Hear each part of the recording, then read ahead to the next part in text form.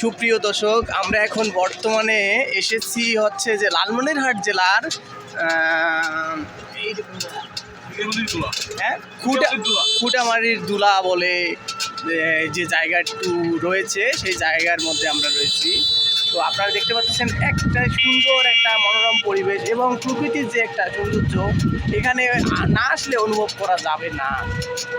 তো এই যে দেখতে পাচ্ছেন কত সুন্দর সুন্দর গাছ এবং এই যে জমিগুলো অসাধারণ এবং আবাদি জমি।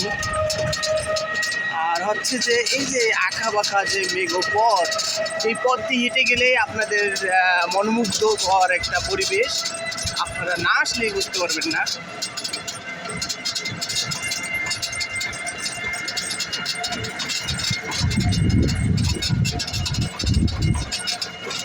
অসাধারণ একটি জায়গায় আমরা